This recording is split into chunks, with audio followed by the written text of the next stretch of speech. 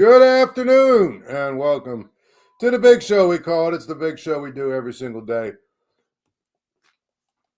Hopefully you all had a good weekend. Hopefully you survived all the snow and everything else that goes on in Pittsburgh on a wintry weekend like this. And so we hopefully are all into a good week. It looks like the weather's going to be a little bit rough, but who cares? We always have good stuff to talk about, good things to talk about when it comes to the NFL, the NHL, and everything else. We're going to talk about the free agents that are available, what the Steelers should do with their cap space. I think that's a worthy topic because we're getting to that point where it is now going to be, okay, let's figure out how you address the the needs that they have, where you're going to do it, how you're going to do it, and everything else. So when you think about it, I think the Steelers are in a pretty good spot. They've done some things to basically create even more cap space than they already had. And, I know that we discussed earlier, if they didn't make some moves and they didn't change some things around and switch some things around, that they wouldn't have a ton of cap space. Well, they have a lot of cap space now. And obviously getting rid of Preston Smith was a good move for them. So we're going to talk about that. We'll also talk a little bit about the Four Nations hockey. I mean, I know we when you look at it, and I'll do some comparisons between this event and the NBA All-Star game and kind of, let you know the difference between the two. I think it's something, honestly, I wasn't really all that sure about, but I like it. And I think, honestly, you could probably pull it off in the NBA to be a lot better than the nonsense we watched this weekend with the NBA All-Star game. So we'll talk a lot about that as well, and a little bit of Pirates sprinkled in. There are people that are calling this the best rotation the Pirates have had in a long, long time. I tend to agree, but it has to come to fruition. I mean, is Jared Jones going to be the guy that we think he was, taking a step from last year to this year? Obviously, Paul Skeens seems to be a sure bet. Mitch Keller is Mitch Keller. He didn't finish the season great last year. Can he be even more consistent this year? And then beyond that, you've got Bailey Falter, you got Johan Oviedo, there's talk of Bubba Chandler. I mean, there's a lot of different ways you can go with respect to who is the Pirates, but we'll talk about all that. But first up, let's talk about the Steelers, and let's talk about the cap space they do have available. As of right now, it looks like they've got about $55 million in cap space to spend, which sounds like a lot of money. Here's what I'm going to tell you if I was them. I would try, maybe, if they're going to extend TJ Watt, I would not, but I guess they're going to try and do that. If I were going to do that, I would do it in a way that you restructure this year so that you get a little bit more cap space from his contract. Because at the end of the day, I mean, he's still not he's still costing you $30 million in cap space. And I think that you can restructure that downward a little bit to get a little bit even more relief. So let's say you have about $60 million to spend. The question is, where are you going to spend it? Well, obviously, you're going to need a quarterback. I would think Justin Fields is the guy you're going to sign. I can't imagine that you couldn't get him for, $15 million or less. Let's say $12 to $15 million for him right off the top. Probably going to spend another $7.5 on Najee Harris.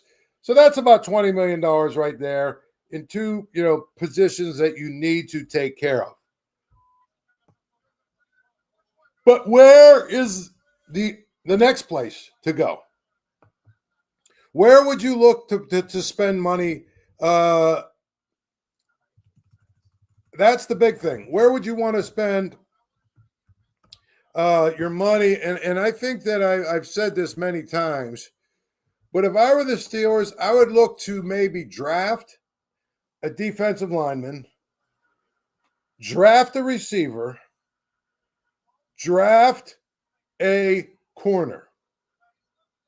But I would also then go out and sign a corner. And I would probably sign a receiver. And I would probably sign a defensive lineman.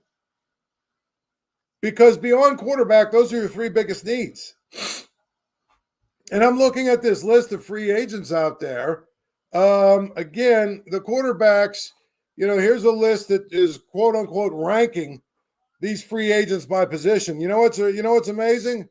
Sam Darnold is the number one rated quarterback. You know who's 2 and 3? Justin Fields and Russell Wilson, followed by Jameis Winston and Marcus Mariota. I mean, it's not a great group of free agent quarterbacks.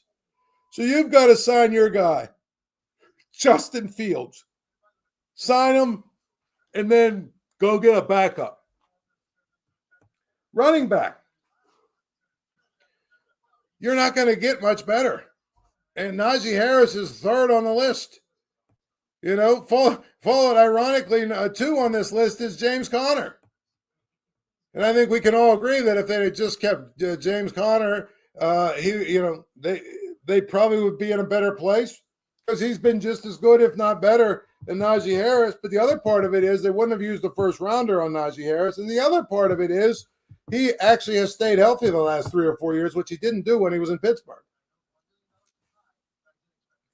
People are talking about T. Higgins at the receiver position.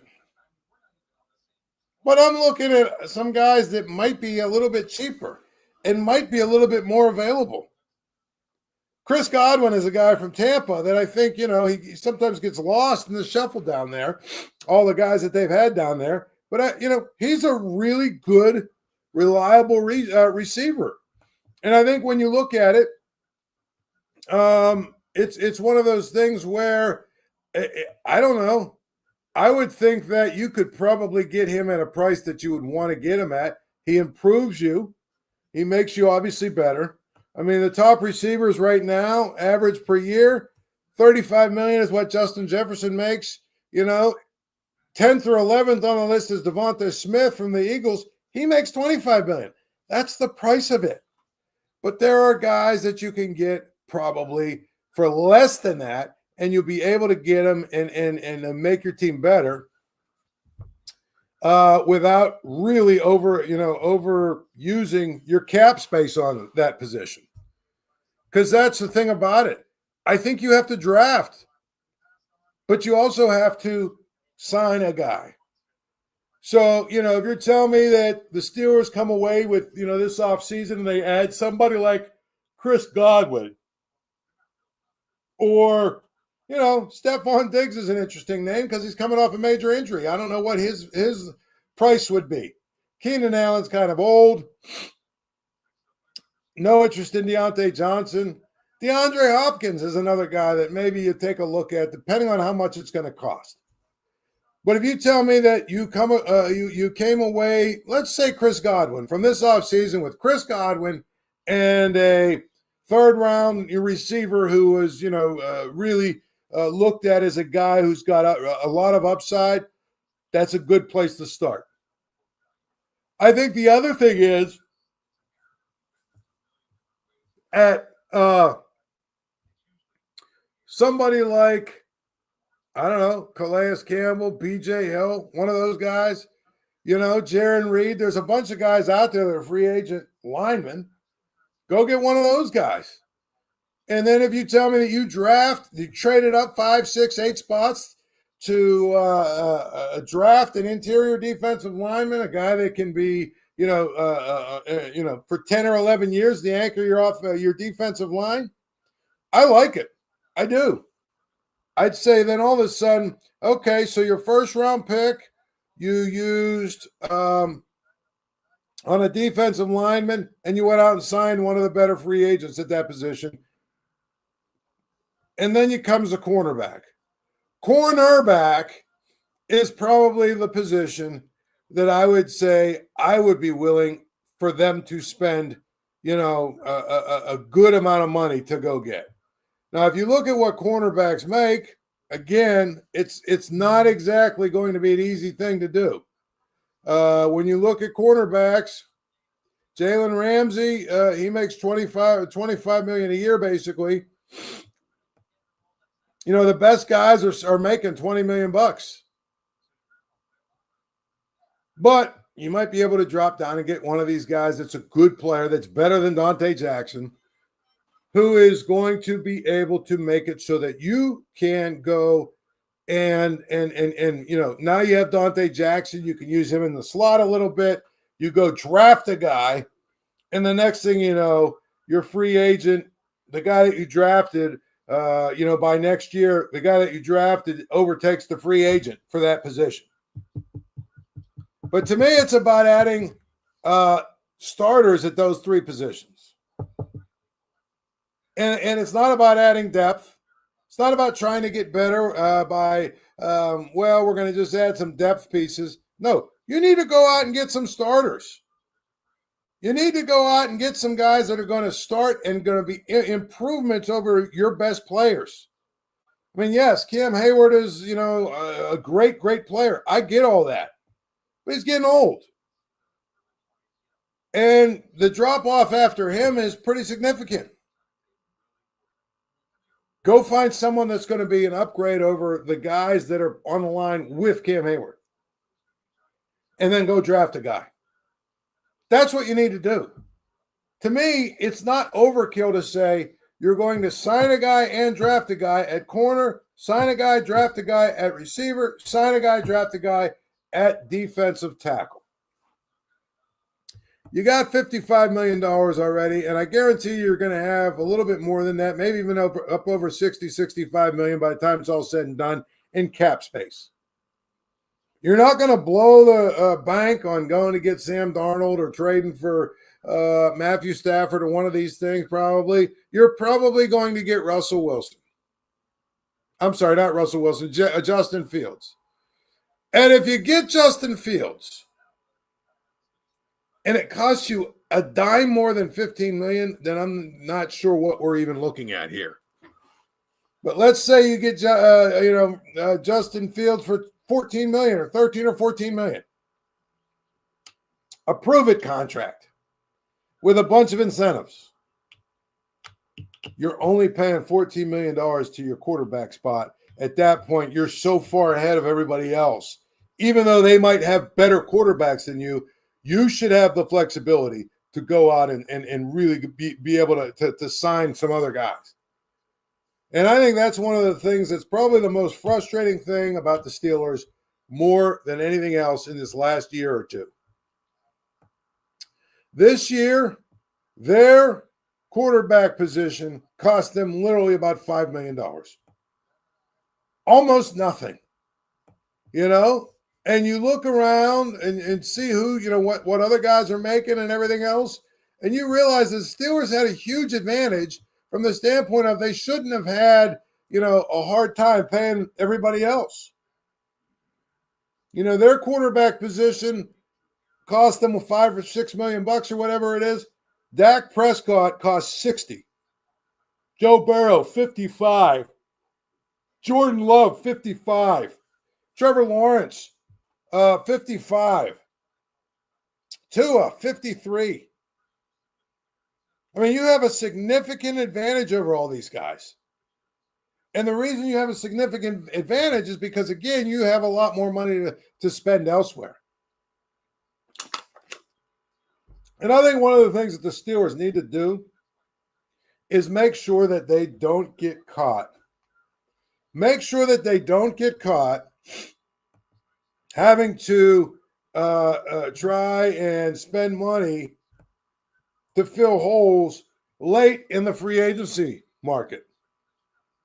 What they need to do, honestly, is be really, really proactive.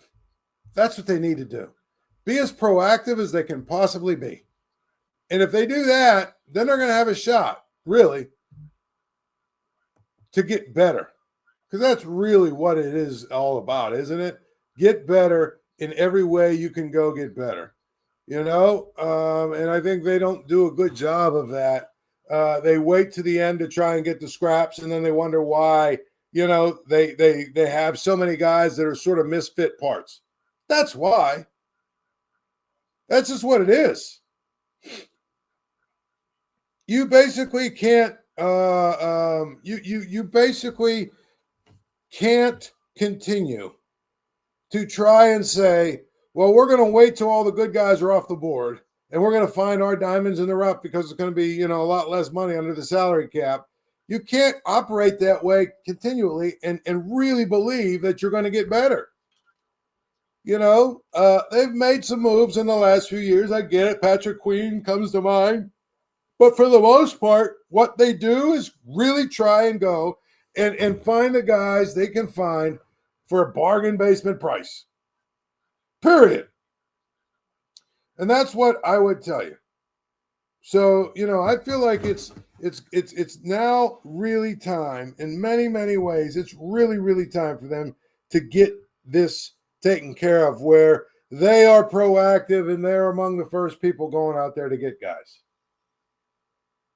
Can't wait to the end again. You just can't. It doesn't work. And it's just going to be all, to me, a lot more of the same. If you go into the season with George Pickens, Calvin Austin, Van Jefferson, and a rookie, it's not good enough. If you go into the season with, that group plus a free agent like Chris Godwin, well, then we're talking about now you've actually addressed something. But it has to be that.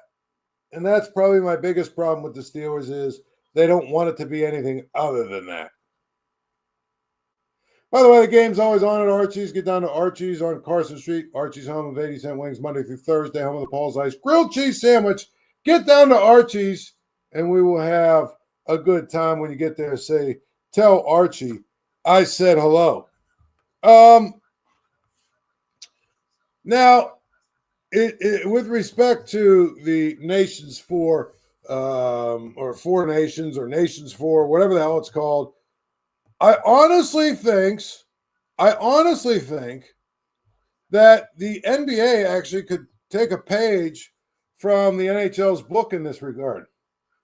Because what you had here essentially, was players from four nations, four of the best nations out there, and they got together and had a little bit of a round robin situation, and now they've got a championship game coming up, right?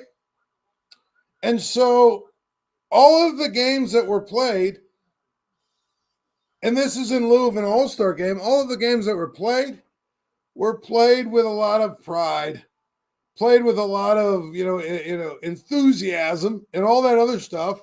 Guys really got after it. And it was interesting. And the U.S. against Canada, you know what? That was a really intense game. It was very, very interesting. And so all of these games matter, and I guarantee you the championship game between Canada and the United States will be very well watched. Why do we care about it here? Well, because Mike Sullivan coaches the United States team, and Sidney Crosby obviously is one of the stars of the Canadian team. And there were a couple of other Penguins that were involved, but let's face it, those are the ones we're talking about. Those are the ones that we care about. You had Mike Sullivan, who I thought really did a good job in that Canadian game of doing a number of things he never does when he's coaching the Penguins, and that is just sort of being patient and allowing his team to sort of play instead of trying to, force things that aren't there. And they didn't get themselves in bad situations at all. And they let Canada make mistakes. But this format is so much better than an all-star game. I mean, think about how ridiculously stupid the Pro Bowl was. One of the worst all-star games, all-star weekends, whatever you want to call it, ever. I mean, the one day I was flipping through the channels, and they had, Cam Hayward was doing like trivia or something. It was ridiculous. So my point is, This is actually something people are watching because they want to watch guys compete. And then if you look at the way that the NBA All-Star game was last night, I mean, it was basically they tried to, do kind of the same things where they had two semifinal games between four teams, right? And then they had a final. But there was literally like 15 minutes of action. It was like almost like a 4-hour show, and there was like 15 minutes of action, 20 minutes sitting, 15 more minutes, 20 minutes. It was ridiculously bad. And you had, the global all-stars versus the young stars versus, Shaq's OGs. And then the fourth team was basically, guys like Stephon Castle, Ryan Dunn, Zach Edey, Dalton Connect. I mean, who really wants to watch that mess? That's what I wanted to know. The other thing is the games were at 40 or something. It was some weird format. Why not just play a regular game? Okay, nobody plays defense. Who cares? You know what? That's kind of entertaining. That's actually really entertaining. For one night, I can, turn off they don't play defense and enjoy the best players in the world going up and down the court and scoring, winning a game 190 to 185 or whatever the final score would be. That would be far better than what we saw this weekend. But I think the NHL is onto something, and I know people are complaining because, the NHL, they excluded Russia, and Russia's got one of the best teams. Okay, so maybe find a way to do 6 teams so you can include Russia and somebody else. I mean, there's a lot of ways they could do it to make it so that it's perfect for everybody. But the way it was, I thought this is pretty good. And I got to be honest with you, there's a lot of pressure on Canada to win this thing. Even though it seems pretty clear roster-wise that the United States might actually have a better roster top to bottom, the pressure on Canada is enormous. The pressure on Sidney Crosby, the pressure on Connor McDavid, it's enormous. You got to win this if you're them. So I'm interested in that. I'm intrigued in that. I also am intrigued by the fact that Mike Sullivan is coaching completely different than he does when he coaches the Penguins. And that's kind of one of those head scratchers. Because to me, you would think that the Penguins would be his priority, and the way that he would play a disciplined, more patient game. But that's not what he's done. With the Penguins, again, he has far too many lapses still, this team. But it is kind of fun to watch him coach. It's kind of fun to watch him coach. And, it's kind of fun to watch the way that he does stuff in a different setting. I think he can be, still one of the best coaches in the NHL. I just don't know that he has been in recent years. Thursday, by the way, is when the game is at 8 o'clock. And so you'll get a chance to watch that. But again, I have to laugh when I see that the NHL All-Star format versus the NBA All-Star format, it's not even the same. It's not even close. It really isn't. I wish it was close. It's not even close. And that's really the reality of it.